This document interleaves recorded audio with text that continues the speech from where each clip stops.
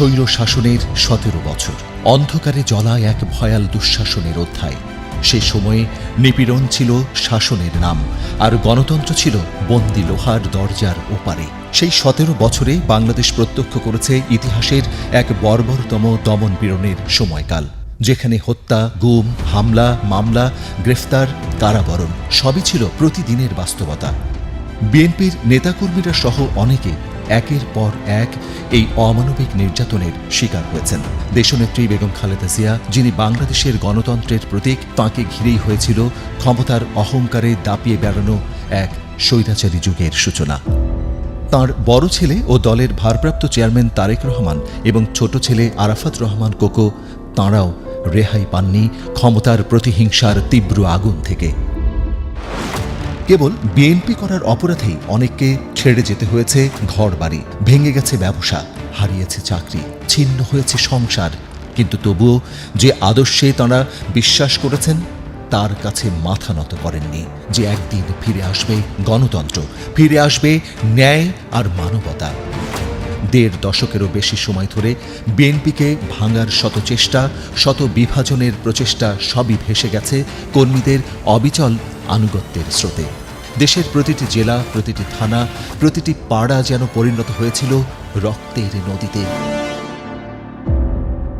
বাংলার উপকূলীয় জনপদ লক্ষ্মীপুর, এখানে জন্ম এক নির্ভীক, আদর্শবাদী, অকুতভয় তরুণের, যার জীবনের প্রতিটি অধ্যায় জুড়ে আছে সংগ্রাম, সাহস আর মানুষের জন্য নিঃস্বার্থ ভালোবাসা। তিনি শহীদউদ্দিন চৌধুরী অ্যানি। শহীদউদ্দিন চৌধুরী অ্যানি এক নাম, এক ইতিহাস, এক সংগ্রামের প্রতীক। জেল, নির্যাতন, অন্যায় কিছুই তাঁকে দমাতে পারেনি। শিক্ষিত তরুণ, আদর্শে দৃঢ়, আর এভাবেই রাজনীতির জগতে প্রবেশ তাঁর। ঢাকা বিশ্ববিদ্যালয়ে থাকাকালীন তিনি একে একে ছাত্রদলের সাধারণ সম্পাদক, জিএস, ডাকসুর সদস্য, এমনকি ভারপ্রাপ্ত ভিপি হিসেবেও দায়িত্ব পালন করেন। তরুণদের প্রিয় নেতা হিসেবে তিনি পরিচিত হন অ্যানি ভাই নামে। তিনি ৩ বার ডাকসু সিনেটে ছাত্র প্রতিনিধিত্ব করেন। ছাত্র রাজনীতির প্রতিটি স্তরে রেখে গেছেন সংগ্রামের স্বাক্ষর। ২০০১ সালের ১ অক্টোবর বাংলাদেশের ৮ম জাতীয় সংসদ নির্বাচনে লক্ষ্মীপুর ৩ সদর আসন থেকে প্রথমবার নির্বাচিত হন তিনি।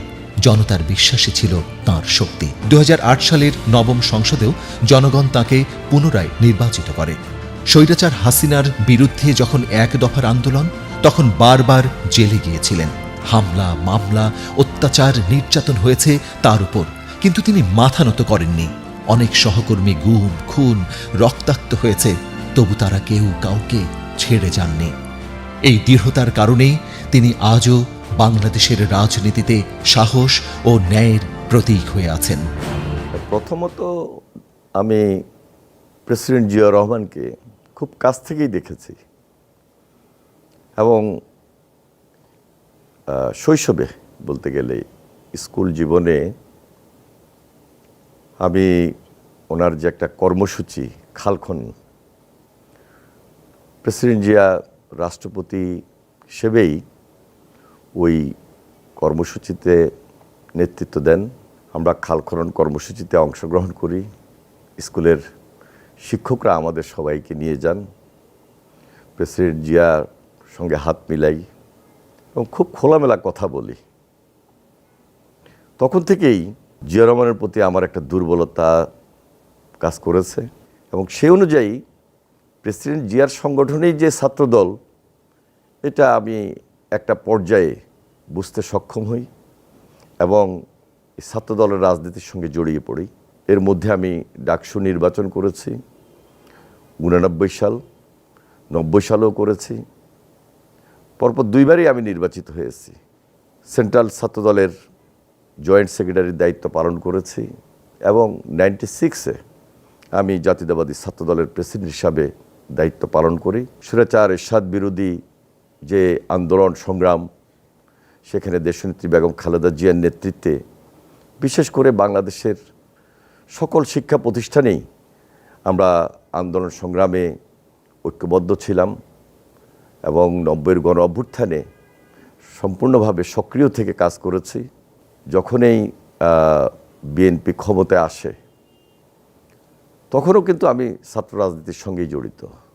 এই যে আমার রাজনৈতিক দীর্ঘদিনের একটা অভিজ্ঞতা ছাত্র রাজনীতি করতে গিয়ে, সেটা আমি আন্দোলন সংগ্রামের মধ্য দিয়েও করার সুযোগ পেয়েছি। তাছাড়া 90-এর পর বাংলাদেশ জাতীয়তাবাদী দল বিএনপি যখন রাষ্ট্রীয় ক্ষমতায়, তখনও আমার সেই অভিজ্ঞতাকে আমি কাজে লাগিয়েছি।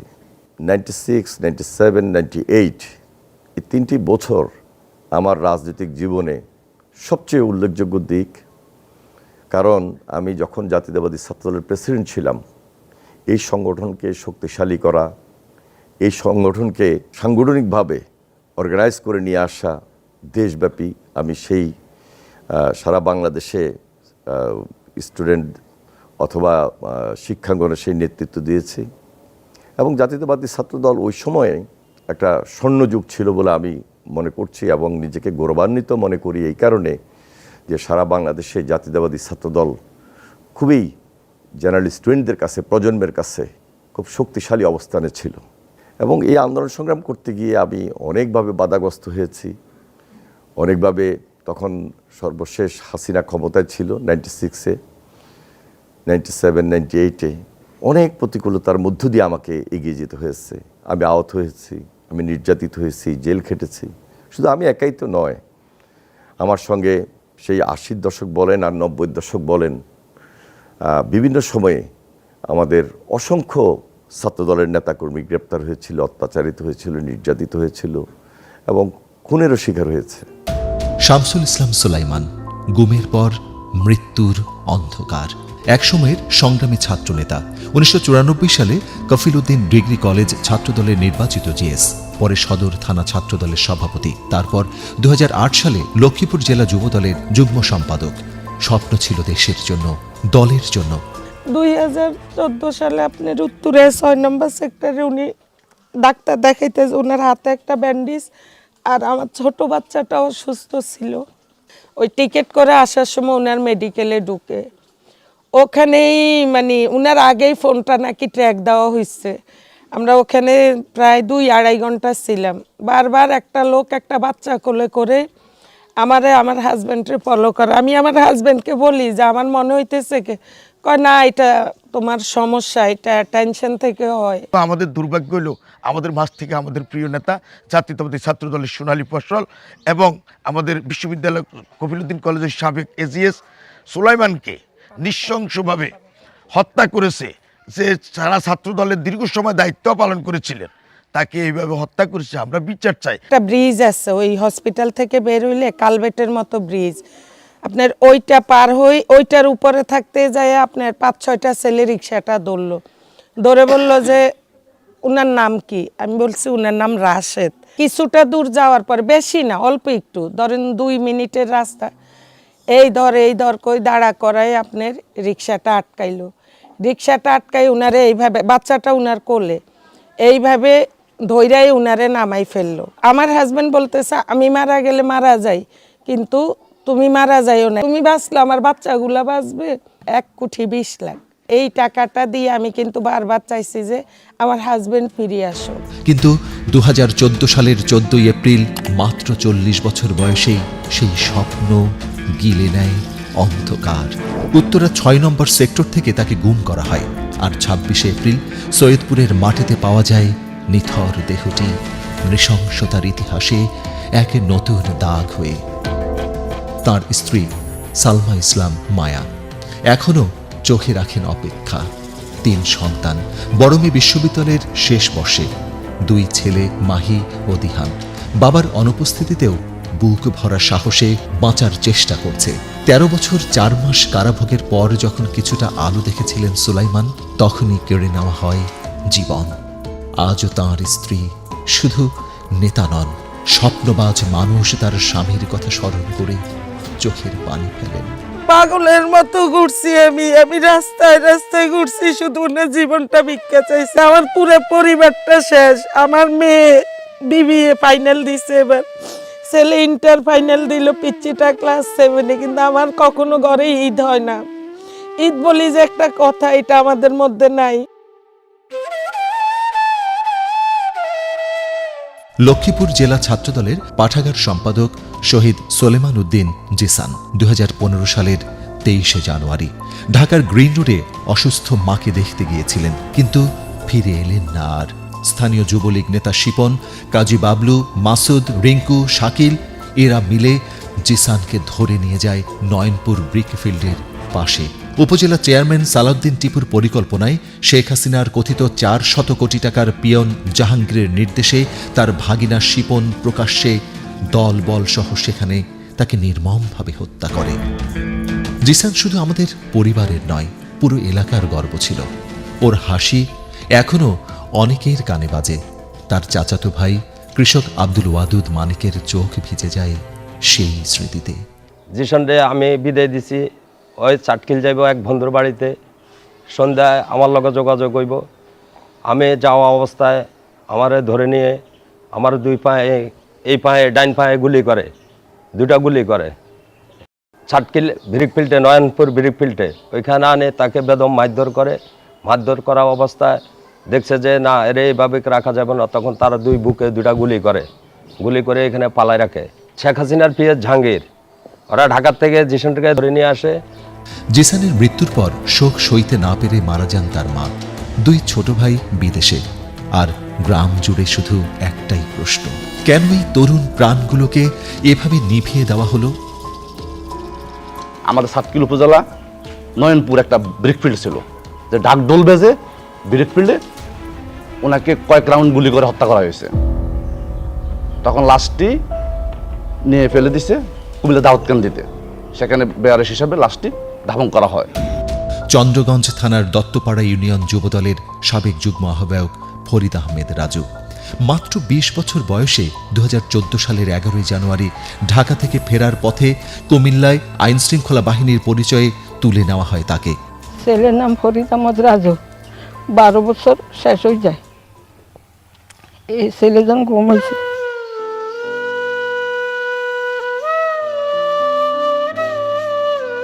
রাতে 3টা বাজে কাদির ড্রাইভারে ফোন করে কইছে ছেলেরে রেফে নিয়ে গেছে।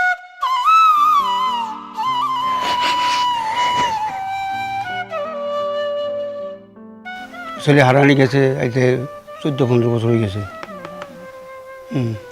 14 মানে র্যাব শুনেছি, র্যাব হলে আমরা তো নিখোঁজ আসেন, আমরা জানি না, কিন্তু লই গেছে র্যাবের ক্ষমতার জন্য লই গেছে উঠে। ছেলে বিঘের জন্য আসে, ওই বিএমপি করতো, ওইখান থেকে মানে 1-2 জন লই গেছে। 2 দিন পরে খবর পাইছি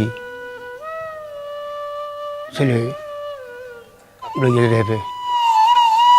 তারপর থেকে নেই কোনো খোঁজ, কোনো খবর, আছে শুধু দীর্ঘশ্বাস। আমার ভাই রাজুকে 14 সালের জানুয়ারি মাসের 11 তারিখ রাতে যখন সে ঢাকা থেকে রওনা দিয়েছে, কুমিল্লা থেকে হাইওয়েলের মাঝখান থেকে তাকে গুম করা হয়। তাকে এখান থেকে নিয়ে যে আমাদেরকে খবরটা রাতে 3টা থেকে জানায় কাদের ড্রাইভার জানায়। আজ পর্যন্ত 12 বছর শেষ হয়ে যায়, আমি আমার ভাইয়ের কোনো সন্ধান পাইনি। আমি অনেক জায়গায় গেছিলাম, মায়ের ডাকে, যে কোনো জায়গায় আমাকে ডাকা হয়েছে, আমি সব জায়গায় যে ভাইয়ের বিচার চাইছি, আমি এখন আজ পর্যন্ত ভাইয়ের কোনো বিচার পাইনি। বাবা সৈয়দ আহমেদ ক্ষুদ্র ব্যবসায়ী, আজ নিঃস্ব মানুষ। মা সালেহা বেগম প্রতিদিন দরজার দিকে তাকিয়ে থাকেন। আজও মনে হয় হয়তো সেই সাঁঝে দরজায় টোকা পড়বে আর প্রিয় মুখটি বলবে, মা ক্ষুধা লেগেছে, ভাত দাও, অনেকদিন তোমার হাতের রান্না খাইনি। বোন শিল্পী আক্তারের আজও ভাইয়ের ডাকটা কানে বাজে। মনে হয় সে এখনো কাছে আছে, শুধু দেখা যায় না। এমপি আনিস উদ্দিন আমাদের খোঁজ খবর রাখে, আমাদের ফোন আমাদের কাছে যোগাযোগ করে, সে সব সময় সেরকম যোগাযোগ নেই। কিন্তু আমিও চাই যে আমার ভাই ফিরত এসে আমাকে বলে, আপু তুই আমাকে একটু জড়িয়ে ধর।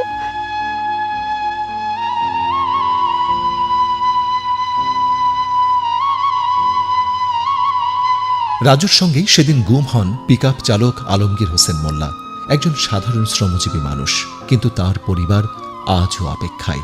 স্ত্রী, 2 মেয়ে, 1 ছেলে এবং বৃদ্ধা মা প্রতিদিন মনে করেন আজ বুঝি ফিরে আসবে আলমগীর। আমি মা বৃদ্ধ অবস্থা, কিন্তু ছেলে ভাই না, আমার বুক খালি। উনি শুধু বিএমপি করতো, ওনার কোনো অপরাধ নাই, সুখ শান্তি মতে আসছিল।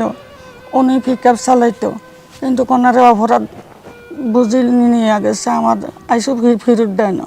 যখন তিনি হারিয়ে যান ছেলে সিয়ামের বয়স ছিল মাত্র 17 মাস। আজ সিয়াম কিশোর হয়েছে, কিন্তু জানে না বাবার মুখ কেমন ছিল। আমার বাবার কোনো অপরাধ নাই, আমি বাবা বলে ডাকতে পারি না। সবাই বাবা বলে ডাকতে পারে, আমি কিন্তু আমার বাবাকে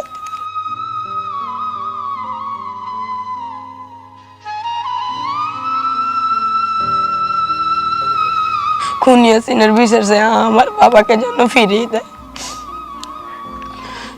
কালো একটা গাড়ি আসে ওভারটেক করে ওইখান থেকে তুলে নেওয়া হয়েছে।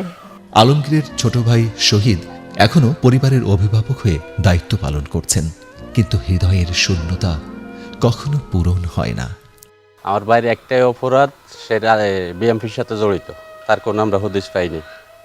আমি চাই আমার বাইরে ফেরত দেখ, তা নইলে হাসিনার বিচার চাই আমরা। 2013 সালের 12ই ডিসেম্বর চকবাজার মসজিদে সরকার বিরোধী মিছিলে ছিলেন লক্ষ্মীপুর জেলা যুবদলের যুগ্ম সম্পাদক ইকবাল মাহমুদ জুয়েল। সামনের সারিতে ছিলেন তিনি। একটি গুলি এসে ভেদ করে দেয় তার শরীর। লাশটিও গুম করে ফেলা হয়, যেন সত্যটা মাটি চাপা পড়ে থাকে। সাবুবের বাসায় র্যাব 11 তারেক সাইদি নাকি ঘেরাও করছে, এটা শুনিয়ে গেছিল। যাওয়ার পরে ওইখানে পথেই তারেক সাইদি র্যাব 11 নেতৃত্বে আমার হাজব্যান্ডকে ওইখানে মানে কি গুলি করা হয়েছে। ওইখান থেকে এরা আমরা 15 তারিখ শুনছি যে আমার হাজব্যান্ড গুলি খাইছে, কিন্তু আমরা জায়গায় গিয়ে দেখি নাই যে ওরা নাকি নিয়ে গেছে মাইক্রোতে উঠে। আজ পর্যন্ত আমরা কোনো খোঁজ খবর পাই নাই। স্ত্রী মনোয়ারা বেগম আজও বুক ভাঙা কষ্ট নিয়ে 3 সন্তানকে মানুষ করছেন। হাসিনার আমলে তো আমার হাজব্যান্ড মারা গেছে। আমি চাই যে আমার স্বামী আমার হাজব্যান্ডের যেন একটা সুন্দর বিচার হয়। লক্ষ্মীপুর সদর থানা বিএনপির সাংগঠনিক সম্পাদক 11 নম্বর হাজিপাড়া ইউনিয়নের চেয়ারম্যান ওমর ফারুক 2014 সালের 4 ফেব্রুয়ারি চট্টগ্রামের পতেঙ্গায় আত্মীয়ের বাসায় ছিলেন। রাতে হঠাৎ আইন শৃঙ্খলা বাহিনীর পরিচয়ে কয়েকজন এসে তাকে ধরে নিয়ে যায়। তারপর থেকে তিনি নিখোঁজ। 12 বছর কেটে গেছে। গুম খুনের আমার পরিবারের 2 জন সদস্য, একজনকে খুন করা হয়েছে। আমার চাচা যুবদল নেতা মনির হোসেন 2011 সালে 16 ডিসেম্বর উনি ফুল দিতে গেছে শহীদ মিনারে রাত 12টা। ওনাকে ওইখানে আওয়ামী লীগ সন্ত্রাসীরা পুলিশের উপস্থিতিতে নৃশংসভাবে হত্যা করে। পরবর্তীতে আমার বাবাকে গুম করে। আমার একই পরিবারের 2টা মানুষই গুম খুনের শিকার হয়েছে। আমি মাননীয় চেয়ারম্যান তারেক রহমানের কাছে এই 2টা গুম খুনের বিচার আশা রাখি আগামীর বাংলাদেশে এইগুলোর বিচার আপনি করবেন। স্ত্রী পারভিন আক্তার প্রতিদিন জানালার পাশে বসে অপেক্ষার প্রতীক হয়ে 2 সন্তানকে বড় করেছেন একা হাতে। ছেলে মেয়ে দুজনেরই বিয়েও দিয়েছেন তিনি।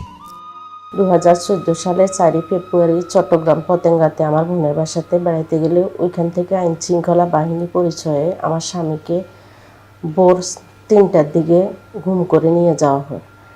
আজকে 12 বছর আমি আমার স্বামীর সন্ধান পাইনি, এবং আমার ছেলে মেয়েকেও হুমকি দিত, ফোনে উঠাই নিয়ে যাবে, মারি ফেলবে। আমার মেয়ের পড়ালেখা বন্ধ হয়ে গেছে, মেয়েরে তাড়াতাড়ি বিয়ে দিতে হয়েছে, ছেলেকে গুম করা হয়েছে। শহীদুদ্দিন চৌধুরী আনি ভাই আমাদেরকে আশ্বাস দিতেছে উনি আমাদের পাশে থাকবে এবং উনি আমাদেরকে সহযোগিতা করবে। সুলাইমান, জিসান, রাজু, আলমগীর, জুয়েল, ওমর ফারুক, এমন অসংখ্য নাম বাংলাদেশের ইতিহাসের এক মর্মান্তিক অধ্যায়ের নাম। তারা শুধু রাজনৈতিক কর্মী ছিলেন না, ছিলেন কারো পিতা, কারো স্বামী, কারো ভাই, কারো সন্তান। আজ তাদের পরিবারগুলো বেঁচে আছে শুধু স্মৃতির ভরসায় আর অজানার পথে ছুটে চলা ন্যায় বিচারের আশায়। তৎকালীন লক্ষ্মীপুরে কুখ্যাত আওয়ামী লীগের এমপি তাহের বাহিনী তার ছেলে বিপ্লব ও টিপুর অত্যাচারে অতিষ্ঠ হয়ে 5ই আগস্ট বিক্ষুব্ধ জনতা তাদের বাড়িঘর জ্বালিয়ে পুড়িয়ে ভেঙে গুড়িয়ে দেয়।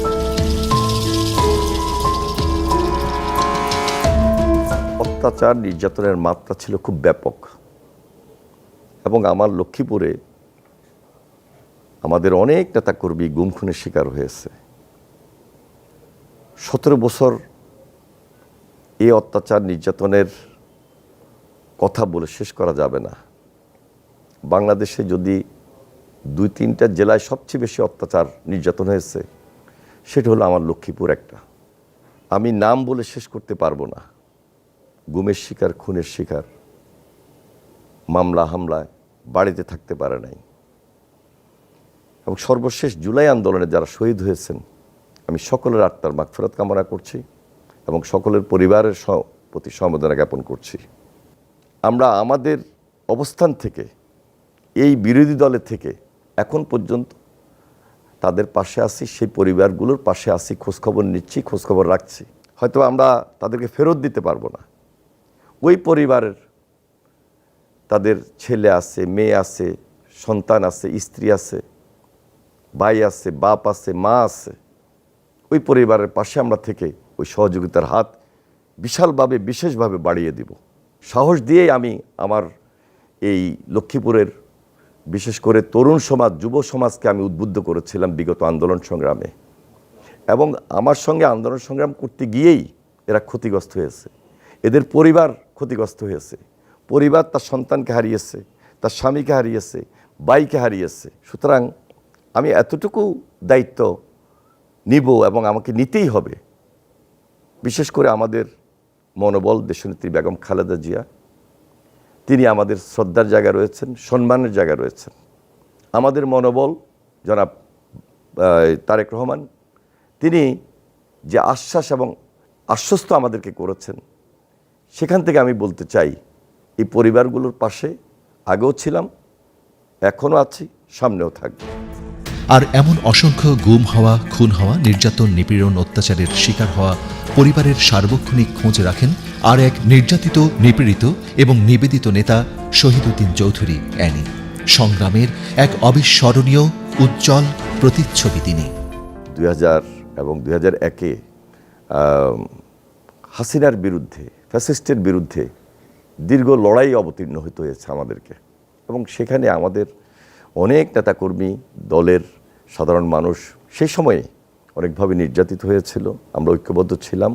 পরবর্তীতে 2001-এ দল আমাকে লক্ষ্মীপুরে মনোনয়ন দেয় এবং আমি সেই নির্বাচনে অংশগ্রহণ করি, এবং সেই নির্বাচনে আমি দলীয় প্রতীক দানের শীষ নিয়েই নির্বাচিত হই।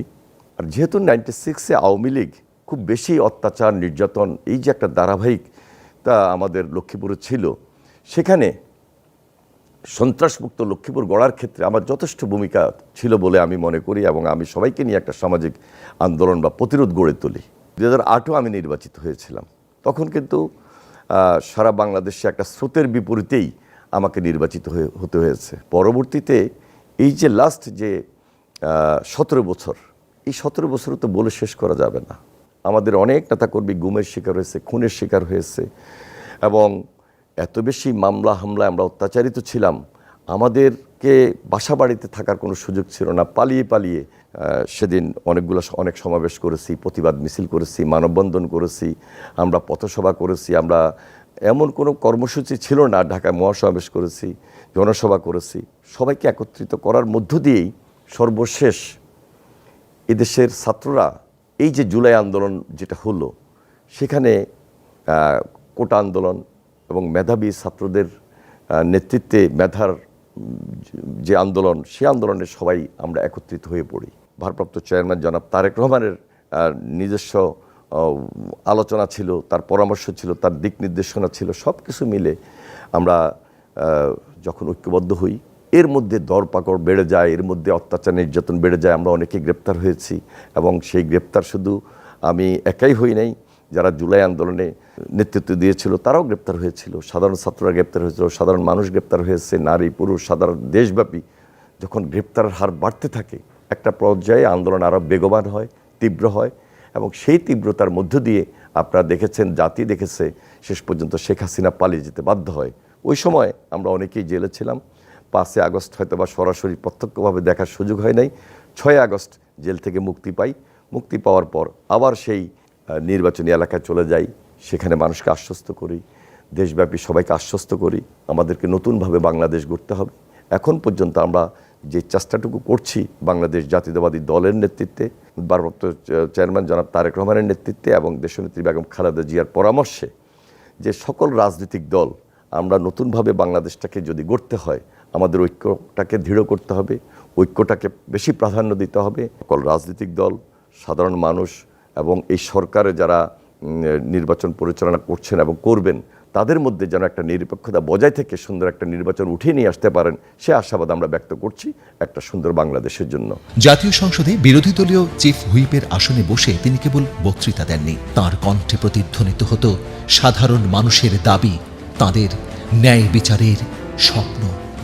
তারেক রহমান জিয়া রহমানের ডুপ্লিকেট, তারেক রহমান এদেশের ইনস্টিটিউট, তারেক রহমান গ্রামের মানুষের কাছে গিয়েছেন, জাতীয়তাবাদের রাজনীতিকে সাধারণ মানুষের কাছে নিয়ে গিয়েছেন। মাননীয় স্পিকার, তারেক রহমান আসবে, এই অচল বাংলাদেশ সচল হবে যেদিন তারেক রহমান আসবে। এই দুঃশাসনের বাংলাদেশ সেদিন সুশাসনে পরিণত হবে। মাননীয় স্পিকার, শহীদুদ্দিন চৌধুরী আলী তিনি শুধু একজন রাজনীতিক নন, মানবতার অন্তঃপ্রাণ সেবক। মানুষের দুঃখে তাঁর হৃদয়ে কেঁপে ওঠে, বিপদে আপদে তিনি ছুটে যান নিঃসংকোচে। যে কোনো সময় যে কোনো পরিবেশে যে কারো সাথে তিনি মিশে যান, আড্ডা দেন, গল্প করেন ধোঁয়া তোলা চা হাতে, মুখে স্নিগ্ধ হাসি মেখে। রাজনীতির শুষ্ক মঞ্চকে তিনি করে তুলেছেন আপন, উষ্ণ, মানবিক। যখন তারা জেনেছে আমি বিএনপি পন্থী লোক, আমি যুবদলের কর্মী এবং আমার ওয়ার্ড যুবদলের সভাপতি, তখনই আমার উপর আসে অনেক কালো নির্যাতন। আমাকে নানানভাবে নানান রকম করে আমাকে গাইল করে আমাকে মারধর করেছে এবং আমার পান্নাসের মতো ঘটনাও ঘটাইছে। আমি মামলা করতে পারি নাই কোনোভাবে। তারা বলছে মামলা করলে তোমার জীবন বেঁচে রাখা যাবে না, রাখবে না, যদি হামলা করো তাহলে তোমার মেরে ফেলা হবে। আমি 2বার জেল খেটেছি, 2টা মামলার আসামি হয়েছি। একটা মামলা হয়েছে আমার এখানে হাজি মার্কেট, একটা পল্লী বিদ্যুতের গাড়ি ভেঙেছে আওয়ামী লীগের দোসরেরা, গাড়ি ভেঙেছে আওয়ামী লীগের দোসরেরা। মামলা খেয়েছি আমরা যারা বিএনপি পন্থী লোক ছিলাম, আমি আমার বাবুল কাকা সহকারে ওই মামলার আসামি হয়েছি। লোকমাল্য র্যাব মামলার আসামি আমরা। ওই মামলা আমি গতকালকে একটা মামলা খালাস হয়েছি, এর আগেও গত 2-3 মাস আগে আরও 2টা মামলা খালাস হয়েছি। আর এরপরে চাঁদাবাজি, তারপরে ওই মানে দলীয়করণের বিভিন্ন মামলা, আওয়ামী লীগের যে কোনো মামলা হইলে ওই মামলায় আমি আসামি। 16-17টা মামলা খেয়েছি, জেল কেটেছি 5-6 মাস। 5-6 মাস জেল কাটার পরে অনেক তকদিরের পরে একদিকে আমার নেতৃবৃন্দ আমারা সহযোগিতা করেছেন, আমাদের মাননীয় সংসদ সদস্য জনাব শহীদুদ্দিন আলী ভাই আমাদেরকে বিভিন্নভাবে সহযোগিতা করেছেন। এভাবেই শহীদুদ্দিন চৌধুরী আলী হয়ে উঠেছেন মাটি ও মানুষের সত্যিকারের নেতা, যার রাজনীতি মানুষের হাসিতে, যার ভালোবাসা মানুষের চোখের জলে। দুঃশাসনের দিন শেষে এভাবেই এগিয়ে যাচ্ছে প্রাণপ্রিয় বাংলাদেশ।